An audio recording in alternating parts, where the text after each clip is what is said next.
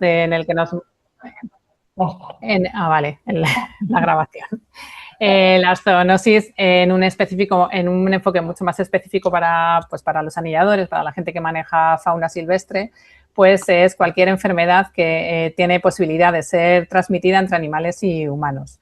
Es decir, lo que yo voy a intentar es que se comprendan cómo circulan estos patógenos en estas poblaciones silvestres, qué especies pueden ser potencialmente reservorios y en qué momento del manejo existe un riesgo real de exposición a estos patógenos, ¿vale? Voy a intentar no ser demasiado técnica, he intentado elegir fotos que no sean demasiado evidentes y que no puedan herir la sensibilidad de la gente. Los veterinarios tenemos un umbral bastante elevado en tema de lesiones y cosas, pero bueno, espero haberlo seleccionado bien, ¿vale? Entonces, ¿qué tenemos que tener? ¿Cuáles son los aspectos claves cuando estamos trabajando en el campo, ¿no? Haciendo trabajo de campo?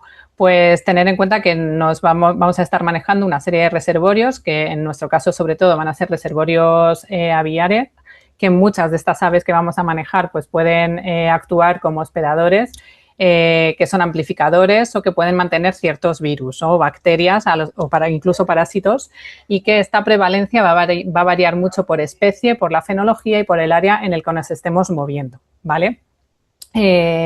Las vías de transmisión más relevantes que tenemos que conocer son los aerosoles, sobre todo pues heces secas, contacto con las secreciones respiratorias, manipulación de plumas contaminadas y luego, por supuesto, picaduras de vectores a los que estamos expuestos en todo el trabajo de campo, que pueden los pueden traer los propios animales o pueden estar en la zona de campo donde estamos trabajando, ¿vale? ¿Qué momentos durante el anillamiento tenemos más exposición? Pues en la extracción de redes. Muchas de las aves que manejamos al extraer en redes pues se defecan y nos manchan las manos. Cuando hacemos una manipulación prolongada de aves que están enfermas, esto sobre todo si hay alguien que colabore, sea voluntario, trabaje en un centro de recuperación. A la hora de la limpieza de bolsas de tela, revisión de cajas nido, donde además cuando abrimos pues puede haber bastantes excrementos acumulados, y si estamos trabajando en algún proyecto donde haga falta tomar muestras biológicas, ¿vale? ¿Qué especies de aves son las de mayor interés sanitario? Los columbiformes, las anátidas, las limícolas y paseriformes gregarios son los que están asociados a unos brotes pues, más potentes, más fuertes a lo largo de la historia, pero no son los únicos, ¿vale? Podemos clasificar este tipo de enfermedades, las zoonosis, pues según el agente patógeno que esté actuando, es decir, vamos a tener enfermedades zoonóticas de origen bacteriano, de origen vírico, de origen fúngico y parasitarias, o según la vía o ruta de transmisión. Hay algunas zoonosis que nos podemos contagiar de manera directa o a través de alimentos o a través de vectores, ¿vale? Y esto también va a ser importante a la hora de ver qué medidas preventivas vamos a aplicar para no ponernos en riesgo, ¿vale? Además, también tenemos que entender una clasificación de zoonosis según la categoría del personal de riesgo, que esto se clasifica a nivel de sanidad humana en zoonosis ocupacionales o profesionales, ¿vale? Que es pues, cuando tu trabajo está asociado directamente con el manejo de fauna, que muchos de vosotros seguramente estéis trabajando con manejo de fauna. Zoonosis asociadas a actividades de ocio, que también es vuestro caso, ¿no? El anillamiento en algunos casos pues no es algo profesional, sino es una actividad de ocio. Y también zoonosis domésticas, porque es muy fácil que tengáis animales, o bien mascotas, o bien animales que están temporalmente en vuestra casa. Pues, por ejemplo, ahora en época de pollos, estoy seguro que más de uno pues tenéis algún vencejo, algún gorrión que os habéis encontrado, ¿vale? También se pueden clasificar en función del grado de transmisión interhumana, es decir, una vez que un humano se infecta con una de estas enfermedades zoonóticas, puede ser que ese humano sea capaz de infectar a otro humano, ¿vale? O que no, que simplemente se quede en esa persona sin que haya transmisión persona a persona, ¿vale? Entonces, en ese caso se llama infección fondo de saco, es decir, es una infección que se acaba ahí, ¿vale? Otra clasificación en función del ciclo. Para que veáis lo complejos que son estas enfermedades, pues hay unas zoonosis que son directas, ¿vale? Que son las más sencillas, es decir, es un ciclo que es tú estás en contacto con un animal que es portador o que está enfermo de este patógeno y te contagias y no necesita ningún hospedador intermedio ni ninguna fase ambiental, ¿vale? Es decir, animal humano directamente. Esta es el ciclo más sencillo, ¿vale? Normalmente son virus y bacterias. Y unos ejemplos de los que más nos suenan y que vamos a hablar después, pues son, por ejemplo, la rabia, la brucelosis, la citacosis, ¿vale?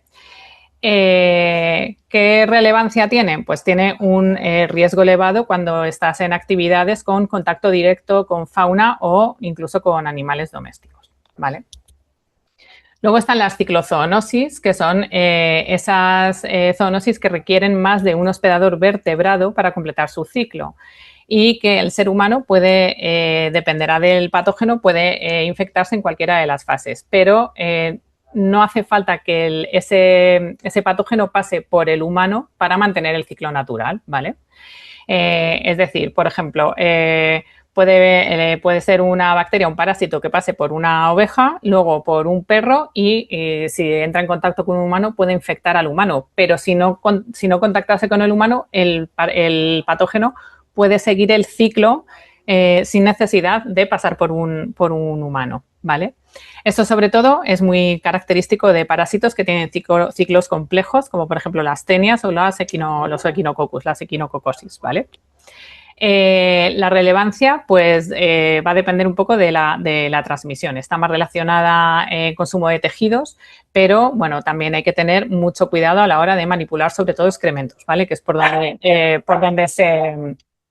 donde se transmiten, ¿vale? Luego están las ferozoonosis o metazoonosis, ¿vale? Que es cuando el agente requiere un vector artrópodo. Perdonad, mi perro. Ay, me ha puesto a ladrar.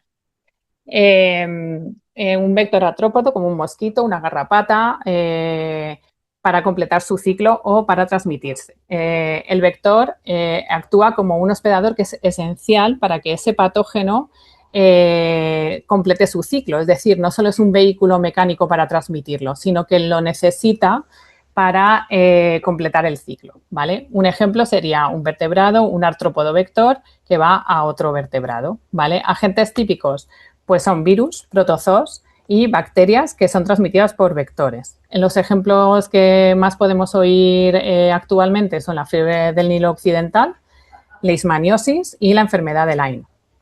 Y la relevancia que tiene es que el riesgo está muy ligado a la ecología del vector. Entonces, cuando nos estamos moviendo en zonas pues, con humedad, cerca de humedales, que hay zonas de aguas estancadas con mucha presencia de mosquitos, nos estamos exponiendo de mosquitos o zonas de garrapatas o también la época del año, ¿no? En marzo, abril, mayo, pues son épocas de gran abundancia de garrapata en el campo, pues nos estamos exponiendo a estas enfermedades, ¿vale?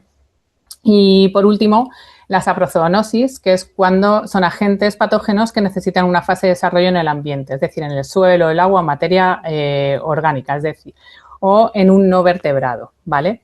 Entonces, puede ser, esto es sobre todo típico de hongos y bacterias y algunos helmintos, pero bueno, en Europa hay pocos casos, ¿vale? Los ejemplos son los histoplasmosis, la larva migrans cutánea, que bueno, no es habitual de Europa, leptospira, etcétera. Y el riesgo está asociado a las condiciones ambientales, ¿vale? La clasificación otra forma de clasificar estas enfermedades es en referencia a los síntomas. Es decir, cuando hay síntomas diferentes en animales y humanos, se llaman farezoonosis anisintomáticas, ¿vale? Cuando hay síntomas en humanos y no en animales, criptozoonosis. Y se pueden dar que sean síntomas en animales y no en humanos, ¿vale? Y luego, en referencia a la presentación, y esto es una clasificación más a nivel legislativo, pues hay las más habituales o principales, emergentes, reemergentes, que también es una palabra que cada vez oímos más, y endémicas, ¿vale? Dependiendo de la frecuencia con la que se presentan en las distintas áreas geográficas, ¿vale? Bueno, aquí os he puesto un listado de zoonosis que está basada en el anexo de la Unión Europea, de la legislación que además se renueva sobre todo el anexo C, que luego lo vamos a ver, dependiendo de la situación epidemiológica, ¿vale? Pero estas son enfermedades que se mantiene vigilancia constante en todos los países europeos, ¿vale? ¿Y cómo se realiza esta vigilancia constante? Pues igual que os hablaba antes de One Health, ¿vale? Pues hay unas redes de vigilancia epidemiológica donde se toman, se muestrean de manera rutinaria tanto animales domésticos de producción, ganado, se toman muestras de los hospitales y se mantiene un registro de qué enfermedades se van viendo en humanos y también en fauna silvestre. Entonces, todos esos datos se van cruzando y al menos en la Comunidad de Madrid, que es donde yo trabajo, todos los años hay varias reuniones entre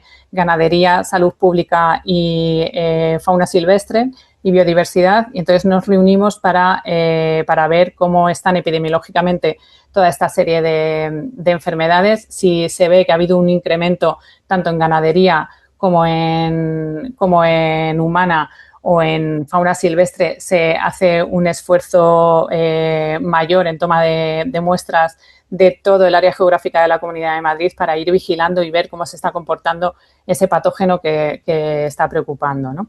Entonces, bueno, tenemos el anexo 1, que son las zoonosis, que siempre deben incluirse en la vigilancia.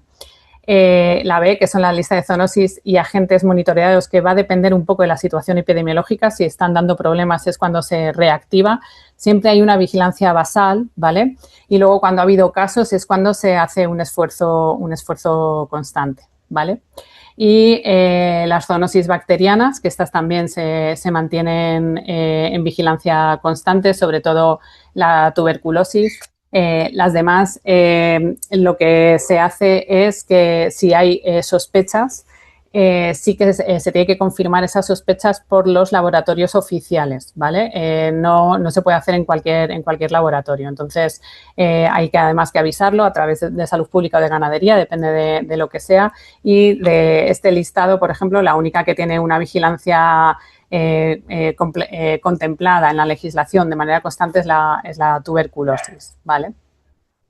Y luego hizo las zoonosis parasitarias, bueno, pues que todos en la anisakis todo lo conocemos, y además Cryptosporidium, cisticercosis y toxoplasma, que seguro que os suenan a todos. Y luego en el punto 4 es donde aparecen ese grupo, ese cajón desastre, ¿no? De otras zoonosis y agentes zoonóticos, que son pues muchos de estas enfermedades que están reemergiendo y que incluso muchas de ellas se daban por perdidas o que han cambiado su forma de actuar o incluso la zona geográfica en la que se estaban localizando, que cada vez lo vemos con más frecuencia y, bueno, se empiezan a meter primero en otras zoonosis agentes zoonóticos, se empiezan a estudiar ahí y si luego se ve que su importancia sigue aumentando, pueden cambiarse de anexo, ¿vale? Bueno, empezamos por las enfermedades. Espero que no haya ningún hipocondríaco en la sala. Y bueno, empezamos por la brucelosis, que bueno, esto sobre todo afecta a vacas, ovejas y cabras, pero en realidad puede ser portador cualquier ungulado, ¿vale? ¿Por qué pongo esto? Pues porque ahora es época de corcinos, por ejemplo. Si se pasa mucho tiempo en el campo y es zona de corzos, pues te puedes encontrar un corcino recién nacido o incluso algún aborto, alguna hembra atropellada que esté a punto de parir o que tenga un parto precipitado por las lesiones, etcétera. Entonces, uno de los riesgos que se tiene en estos casos es la brucelosis, ¿vale? En los ungulados lo que vemos son abortos espontáneos, siempre en gestaciones a término, ¿vale? En los machos se ve orquitis, que es inflamación testicular, pero eso es más difícil de ver, ¿vale? ¿Qué pasa? Que la brucela lo que se hace es que se acantona en toda la zona placentaria. Entonces, si tocamos un animal recién nacido, una placenta, un resto placentario, etcétera, con las manos desnudas, nos podemos contagiar. Es una enfermedad que está muy relacionada, por ejemplo, con la profesión veterinaria. Y, bueno, ahora ya nos cuidamos mucho, ¿no?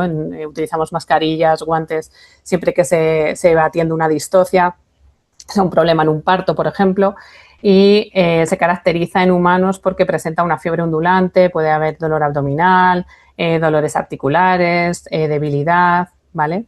Y normalmente como enfermedad ocupacional pues está muy asociada, como os he dicho antes, a los veterinarios cuando ayudamos a partos con problemas, pero también puede haber transmisión a través de los alimentos por el consumo de alimentos no pasteurizados, ¿vale? Bueno, aquí vemos unos ejemplos de los cotiledones, que son estos puntitos de aquí que tienen las placentas. Ahí es donde se acumula la brucela. Entonces, el peligro es tocar esa zona, ¿vale? También puede dar manchas en la piel. Entonces, sobre todo, muchísima precaución si vemos un aborto de algún ungulado, oveja, cabra montés, corzo o incluso algún animal recién nacido, porque puede que no haya habido un aborto, pero puede tener restos de brucela, ¿vale? Campylobacteriosis. La Campylobacter, esta sí que está bastante presente en aves, suele producir en las aves diarreas, pero muchas veces son portadoras asintomáticas. La transmisión suele ser vía oral, pero también puede ser vía aerosoles, ¿vale? Sobre todo pues, en especies muy relacionadas con vertederos, como puede ser la cigüeña, es bastante frecuente que den positivo a Campylobacter, ¿vale? También puede haber transmisión por el consumo de carne mal cocinada y sobre todo si esa carne es de ave. Entonces, bueno, pues en la cocina intentar que el material que utilizáis para cortar y preparar carne de ave pues sea específicamente para la carne de ave y no la mezcléis con verduras o con otra carne, ¿vale? En humanos, ¿qué produce? Pues diarreas. Normalmente son autolimitantes y no son de especial gravedad en adultos sanos, ¿no? Puede haber problemas pues, en bebés o en personas muy mayores con facilidad para deshidratarse, pero normalmente son diarreas que terminan solas. Sin embargo, tiene bastante índice a la hora de bajas médicas. La campylobacteriosis tiene una incidencia bastante elevada en Europa. Entonces, no es grave, pero tiene una importancia económica, por ejemplo, que es interesante, ¿vale? La equinococosis, que seguramente la conoceréis más por hidatidosis, ¿vale? Pues esto es un parásito que se produce la infección al ingerir huevos de parásitos. Puede estar presente en los alimentos, agua, suelos contaminados o incluso en heces, ¿no? El tratamiento es complicado porque bueno, afecta a la zona hepática y puede requerir cirugía o un tratamiento bastante prolongado, ¿vale? Importante la desparasitación de nuestros perros, si estamos en contacto con ovejas, pues que se haga esa desparasitación, ¿vale? El hospedador definitivo en este caso es un carnívoro, ¿vale? Que es donde vive el parásito adulto, por ejemplo, o sea, perros, lobos, zorros, bueno, y dingos que en nuestro caso no nos interesan. Y zorros, perros y gatos, ¿vale? Son animales que muchos de ellos conviven con nosotros. En las zonas de campo donde trabajamos, pues zorros seguramente hay en casi todos los sitios y lobos en algunos, ¿vale? Entonces, este hospedador definitivo lo que hace es eliminar los huevos del parásito en las heces y estos huevos contaminan el suelo, la vegetación, agua o pelaje de otros animales, ¿no? El hospedador intermediario es el vertebrado que ingiere los huevos, que suele ser un ungulado, oveja, cabra, ciervo o algún micromamífero, ¿vale? Pero en algunos casos también nos podemos entrar ahí en medio del ciclo, porque en este caso el humano no es esencial para el ciclo del parásito, pero bueno, pues a veces si nos llevamos al perro al campo, se ha comido o ha chupado una caca de vete tú a saber qué y luego pues tenemos un contacto muy cercano con nuestros perros, pues podemos infectarnos, ¿no? Entonces, el ciclo se completa cuando el hospedador definitivo, es decir, el carnívoro, consume vísceras o un resto de depredación o de carroñeo de un animal, de un hospedador intermediario, pues de una oveja, de un ungulado, etcétera, ¿vale? Entonces, bueno, el ser humano, es lo que os digo, es un hospedador intermediario accidental, pero el problema es que en nosotros se desarrollan unos quistes hidatídicos en hígado o unas lesiones alveolares en pulmón bastante graves, ¿vale? Y nosotros no lo transmitimos a ninguna otra, ni entre personas ni a otro animal, es decir, somos un callejón, un fondo de saco, ¿vale? Aquí veis lesiones de quistes hidatídicos en hígado y pulmón. son bastante graves, ¿vale? La salmonelosis, que también nos suena bastante y normalmente está asociado pues, al consumo de mayonesa en época estival, con calor, etcétera, mal conservada, sin cadena de frío, etcétera. Pero en nuestro caso nos interesa porque, bueno, primero porque la OMS la señala como una de las enfermedades de transmisión alimentaria más comunes y ampliamente extendidas, pero no solo se transmite a través de la alimentación. El problema de Salmonella es que hay muchísimas especies del género Salmonella y con unas patogenicidades muy diferentes, ¿vale? ¿Qué nos tenemos que fijar nosotros? Pues, por ejemplo, casi todos los reptiles, un gran porcentaje de los reptiles son portadores de Salmonella. Entonces, si los manipulamos con las manos desnudas, pues hay que tener la precaución de lavarse antes, no comer directamente después de haberlos manipulado, etcétera.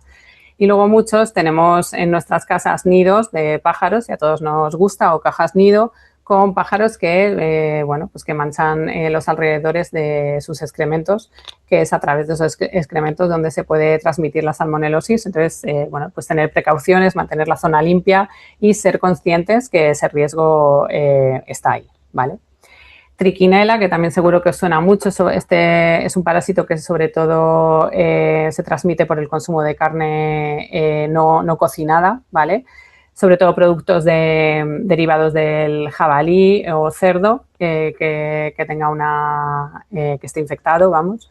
Y pues va a depender mucho la sintomatología en humano, perdón.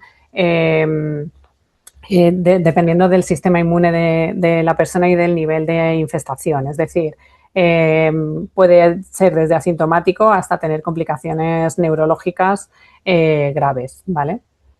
Importante, pues a la hora de consumir embutidos de carne de caza, pues tener clara el origen, tener confianza en el origen de esos animales, y es una de las enfermedades que siempre que en monterías o en los sitios en los que se hace matanza es obligatorio mirar que no tenga trichinella, ¿vale? La tuberculosis es una de estas enfermedades que sonaba como a la antigua y en los últimos años pues se ha dado un vuelco, ¿no? de esto, bueno, debido a muchas cosas, entre otras cosas a las resistencias de antibiótico, ¿no? De hecho, bueno, aquí os pongo un titular que pone que las muertes por tuberculosis han crecido a raíz de la COVID. Esto también puede ser porque el problema que tuvimos en la época de la pandemia es que solo se miraba COVID y entonces hay muchas cosas que pasaron desapercibidas, ¿no? Pero bueno, es verdad que las micobacterias son bastante complicadas y son una de las bacterias pues, que están generando bastante resistencia a los antibióticos. También es importante usarlos de manera responsable, ¿vale? Principalmente produce lesiones a nivel pulmonar y es una enfermedad de curso crónico o subcrónico, es decir, que va a durar bastante tiempo hasta dar la cara, ¿vale? Y se considera reemergente. En nuestro caso, las aves no suelen tener las especies no tienen el Mycobacterium bovis, que es el más peligroso para el humano, pero sí pueden tener ovis y avium, ¿vale? Entonces, va a depender de nuestro sistema inmune que nos puedan afectar o no. Es muy difícil que un Mycobacterium avium nos afecte, pero no es imposible, ¿vale? Y también nosotros hemos visto algunos casos, no muchos, pero algunos casos en los que se ha aislado Mycobacterium bovis en aves, ¿vale? Es raro, pero se puede ver. Bueno, aquí tenéis, estos son nódulos típicos de tuberculosis, ¿vale? En este caso son vísceras de un gamo, ¿vale? Por supuesto, si veis cadáveres en el campo, pues muchísima precaución. Y en este caso, esto es un buitre negro y este es el hígado de un buitre negro lleno de nódulos tuberculosos, ¿vale? Este es un nódulo tuberculoso que, bueno, veis las capas estas que parecen como con anillos de un tronco de árbol, pues es muy característico de Mycobacterium, ¿vale? En este caso, por ejemplo, este buitre negro dio positivo a avium, bovis y ovis, o sea, tenía de todo. Al final son animales que están carroñeando y tienen riesgo de infectarse, ¿vale? La Escherichia coli es una de las bacterias más ubicuas en el mundo, pero bueno, hay muchísima variedad de Escherichia coli con muchísima variedad de toxicidades, ¿vale? La más importante es la verotoxigénica, ¿vale? En este caso Lo importante es que bueno, esta tiene la E. coli iberotoxigénica, produce unas toxinas que se llama toxina SIGA y produce una gastroenteritis muy aguda, muy fuerte y que normalmente es sanguinolenta, entonces es bastante debilitante y sobre todo especialmente grave en niños pequeños, ¿vale? La rabia, esta es interesante para vosotros porque seguro que a más de uno en una red os ha caído algún murciélago. Hay que tener mucho cuidado con las mordeduras. Se transmite en principio solo a través de mordedura, de contacto de la saliva con una herida en la persona que lo manipula. Y lo más típico es, los perros, gatos, cánidos, felinos silvestres, etcétera, pues son portadores y en nuestro caso murciélagos. España se considera libre de rabia, pero es verdad que hay casos por goteo, muchas veces asociados a casos de animales que han venido de otras zonas, ¿vale? En Estados Unidos, por ejemplo, uno de los principales reservorios de esta enfermedad es el mapache. En España tenemos mapaches y de momento se hace vigilancia epidemiológica bastante cercana porque no se sabe cómo va a actuar al ser una especie invasora, no se sabe qué papel va a tener en la epidemiología de esta enfermedad. Y bueno, entonces se mantiene la vigilancia. De momento no ha habido ningún caso positivo y se sigue haciendo vigilancia constante tanto en mapaches como en murciélagos, ¿vale? De vez en cuando sale algún positivo, pero muy pocos en algunas especies muy concretas de murciélago, ¿vale? Influenza tipo A, este año pues ha sido bastante fuerte. Suele afectar aves acuáticas, pero también cerdo, rata y ratón. Y hay cada año la cepa de influenza tipo A es diferente y las especies también cambian, las especies afectadas cambian entre brotes. Nosotros, por ejemplo, hemos tenido en los últimos años este brote del 2025, de finales del 2025, que empezó a afectar pues sobre todo a gansos del Nilo, por ejemplo, pero no afectaba a nave real. Y luego cambió y empezó a afectar a cigüeñas, que seguro que lo habéis leído porque hemos tenido en la Comunidad de Madrid una mortalidad brutal de cigüeñas por consecuencia de la gripe aviar. Sin embargo, en el brote anterior, que fue hace como 4 o 5 años, solo caían anátidas de todo tipo, desde ánade real, ganso, de todo. Y ha habido casos, por ejemplo, en el brote este de hace 4 o 5 años, nosotros describimos por primera vez muerte de 2 halcones peregrinos por gripe aviar. Fueron casos súper agudos, eran animales sin ninguna lesión, de los que haces necropsia y no sabes por qué se ha muerto, porque eran animales perfectos. Y sin embargo, este año ya hemos visto en halcón peregrino, pues esta cepa no es tan aguda. Produce pues sintomatología nerviosa, que es lo típico que suele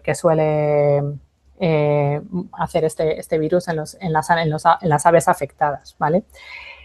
¿Cómo se transmite al humano? Pues por transmisión aérea y oral. El problema es, bueno, pues por ejemplo, este año que afectaba a dormideros de cigüeñas en invernada muy grandes, pues claro, ahí el virus está circulando y hay que tener en cuenta que estamos con un virus que es H5N1 y que es potencialmente zoonótico. En este caso, en el brote de este año no se ha descrito ninguna transmisión a humano. Pero hay otros años que sí, ¿no? Entonces, son virus que tienen mucha capacidad de mutar y que cambian mucho de un año para otro el comportamiento del brote e incluso las especies que afectan, ¿vale?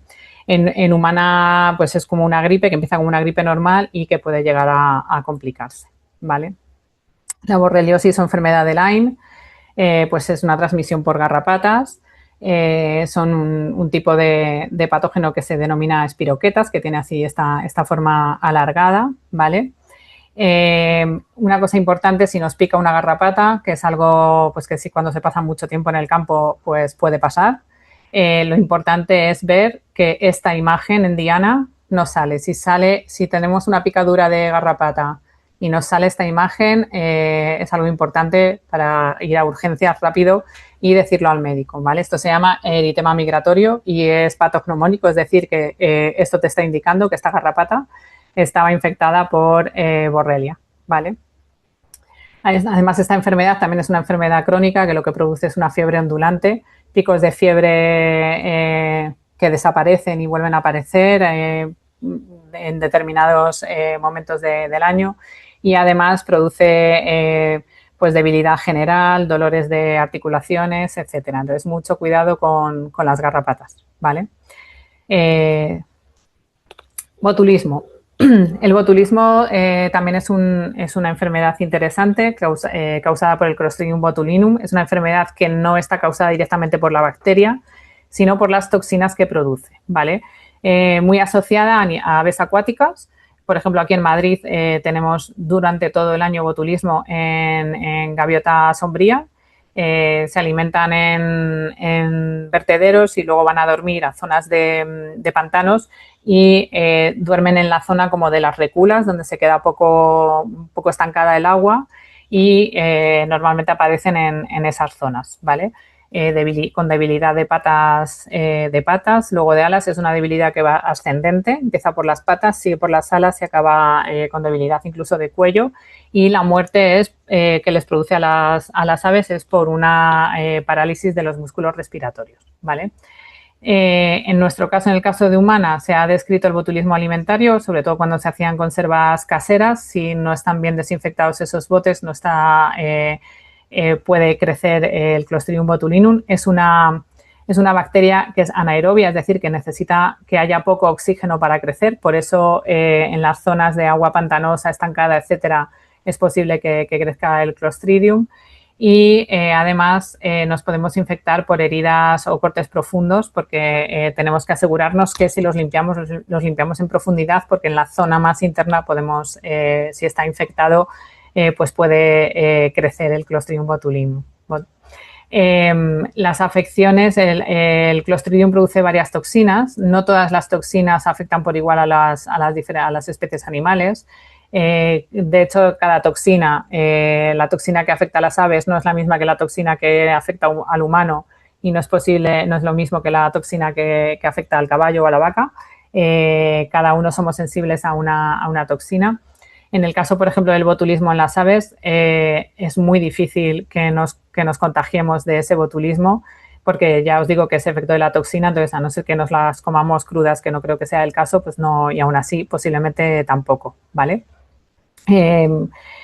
Aquí lo vemos con muchísima frecuencia. Es verdad que ha cambiado el patrón porque antes se veían muchos brotes de botulismo, sobre todo en verano, cuando había poca agua en las zonas húmedas, se estancaba ese agua y se producía un sobrecrecimiento del Clostridium y era cuando veíamos brotes bastante importantes que afectaban pues a todas las especies asociadas a ese humedal, anátidas, limícolas, etcétera. Ahora lo que vemos es más una afectación por goteo, aquí por lo menos en Madrid, una afectación por goteo que vemos aves a lo largo de todo el año, ¿vale? La leptospirosis la produce una bacteria, se llama Leptospira interrogans. Esto nos podemos contagiar sobre todo en contacto con orina infectada de animales y el principal reservorio es la rata, ¿vale? Suele aparecer especialmente después de lluvias fuertes y en entornos húmedos y es una enfermedad considerada leve con síntomas de tipo gripal, pero también puede evolucionar dependiendo del sistema inmune de la persona infectada y producir fallos renales y sintomatología neurológica, sobre todo lo más grave es la meningitis, ¿vale?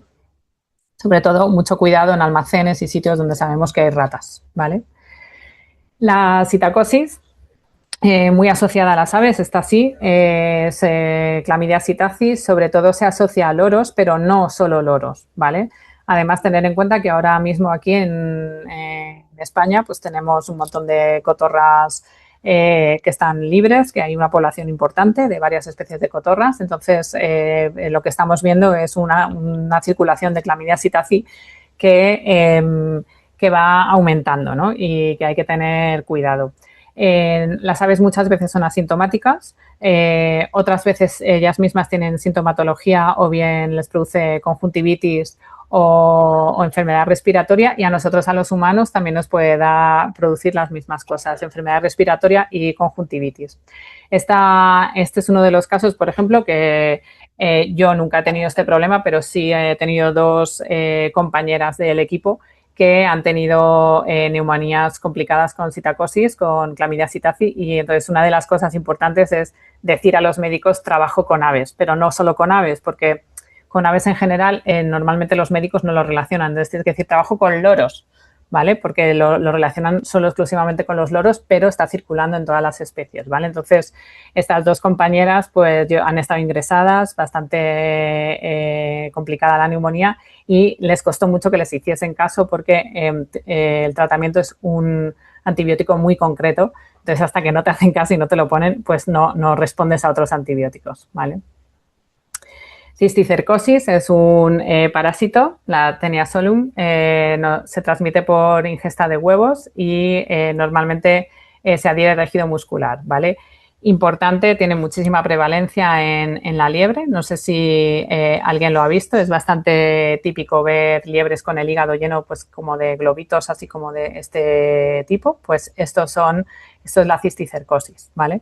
Entonces, mucho cuidado si se manipulan sobre todo cadáveres o zonas de heces, que a mí me ha tocado trabajar recogiendo heces de liebres, de lagomorfos, de distintas especies de lagomorfos. Pues mucho cuidado cuando se manipulan estas muestras, ¿vale? La leishmania, que la asociamos todos a perros, sobre todo los que tenemos perro, ¿no? Es una enfermedad que se transmite por mosquito. Se considera endémica en la península, es decir, que está presente siempre. Nosotros lo asociamos más a perros, pero como veis aquí, esta noticia que os he puesto aquí, detectado en Fuenlabrada el mayor brote de leishmaniosis en humanos. Esto fue aquí en el 2010 en la Comunidad de Madrid, y estaba sobre todo asociada a los lagomorfos, ¿no? Se empezaron a ver casos muy graves de leishmaniosis con niños con meningitis, en leishmaniosis cutánea, bueno, los distintos cuadros que puede presentar la enfermedad. Y lo que se vio se estuvo analizando si tenía algo que ver con la convivencia con perros o no, y lo que se vio es que los animales que nos transmiten la leishmania son los lagomorfos. Es decir, si un mosquito pica a un perro y luego nos pica un perro infectado que tiene leishmania y luego nos pica a nosotros, es muy poco probable que nos transmita la leishmaniosis. Pero si pica a un conejo y luego nos pica a nosotros, es bastante probable que la desarrollemos, ¿vale? Tenemos más riesgo. Entonces, por ejemplo, desde el 2010 se sigue haciendo una vigilancia súper activa aquí en la Comunidad de Madrid de leishmania, porque el brote fue muy grave. Y bueno, se hace un seguimiento y además se hace un control de población, porque hay bastantes zonas, sobre todo zonas periurbanas, en las que hay mucho conejo, y es la zona donde más riesgo hay. De momento se han localizado estos lagomorfos, puede que haya, o sea, estos reservorios, y es posible que haya otros, ¿vale? Pero de momento los descritos y el más importante para los humanos es el conejo, ¿vale? Luego me salgo un poco de las zoonosis que nos indica la Unión Europea que hay que vigilar, y bueno, no puedo dejar de hablar del hantavirus, ¿no? Que está ahora muy actual en las noticias, y bueno, sobre todo porque algunas de las personas que han fallecido y que van en ese barco pues eran ornitólogos y muy relacionados con el avistamiento de aves, manejo de fauna silvestre, ¿vale? ¿Qué sabemos del hantavirus? Pues que es una zoonosis transmitida por roedores, que produce una enfermedad grave en humanos, y bueno, pues sobre todo lo que hay que tener cuidado es cuando nos movemos en entorno con presencia de micromamíferos, ¿vale? O se manipulan espacios contaminados, ¿no? Aquí, bueno, lo que yo he oído, que supongo que es lo que habéis oído todos, es que habían ido a avistar especies de aves a un basurero. Pues bueno, yo también lo he hecho, no sé, seguro que no soy la única. Y bueno, pues el problema que ha habido con el hantavirus es que, bueno, pues que también se ha comportado en la transmisión humano-humano de una manera diferente, ¿vale?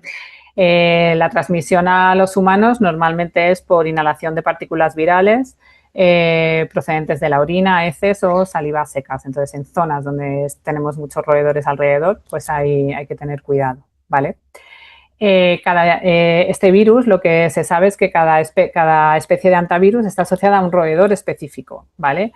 Que son portadores y que además ellos no les producen la enfermedad, ¿vale? Entonces, en Europa, los roedores con los que más tenemos que tener cuidado pues son el topillo rojo y los apodemus, el flavicoles y el agrarius, ¿vale? Que son bastante ubicuos, ¿no? Que seguro que todos hemos visto alguno, ¿no?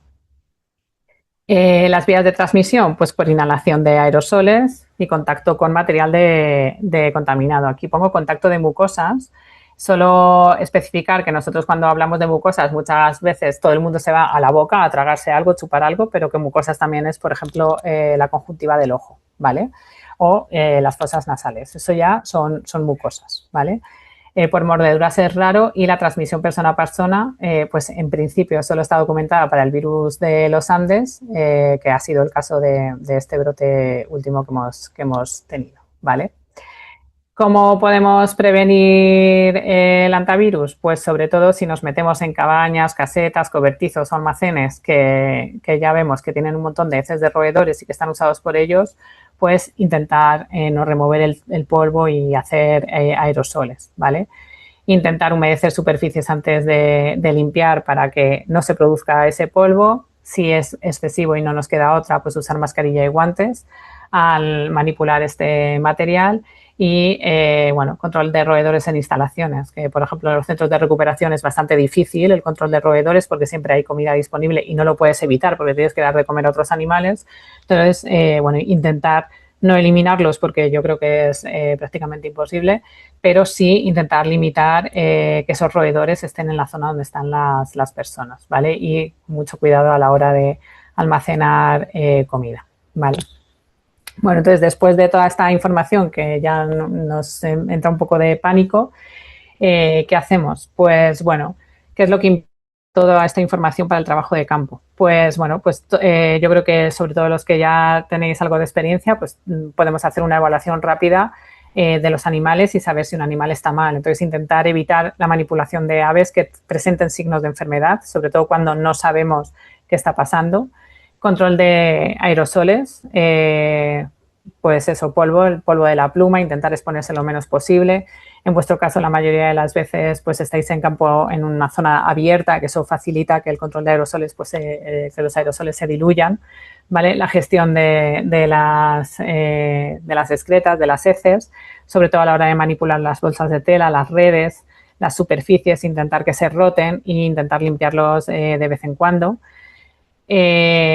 Prevención de picaduras de vectores, fundamental para West Nile y Borrelia, entre otras, ¿vale? Entonces, mucho cuidado con picaduras de garrapatas y de mosquitos, usar repelentes, ropa adecuada, pues aunque haga calor, evitar pantalón corto.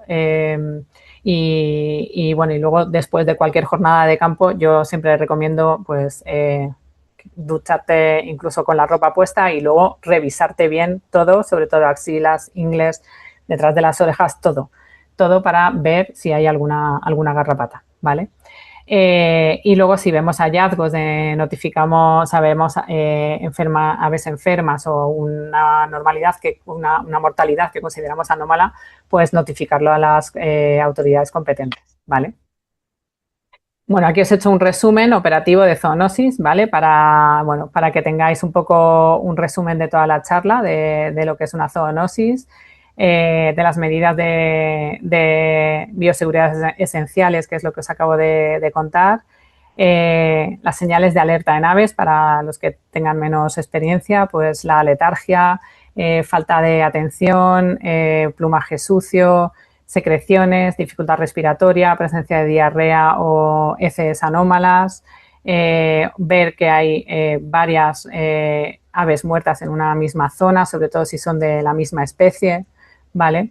¿Y qué podemos hacer? Pues registrar, fotografiar y comunicar según el protocolo a las autoridades competentes, intentar no manipular ningún cadáver para que se proceda a la retirada de esos cadáveres y al registro de esa mortalidad de manera adecuada, ¿vale?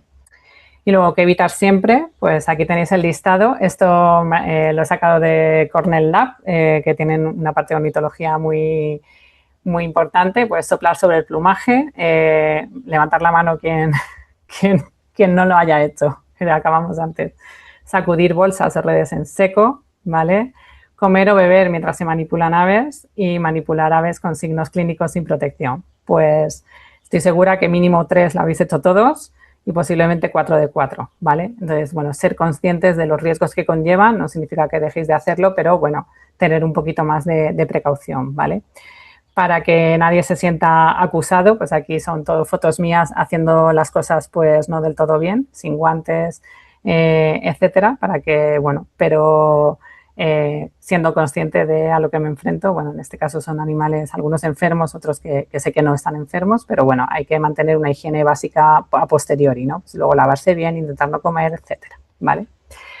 Y bueno, hasta aquí llega la charla y nada, yo por último, si queréis os enseño una foto del bicho más contagioso que he conocido en mi vida, que es básicamente mi hijo, que es la única persona que ha conseguido que yo esté casi un mes de baja, cosa que no ha conseguido ningún animal en 20 años de trabajar con fauna silvestre. Así que bueno, los que sois padres me entendéis seguro. Así que nada,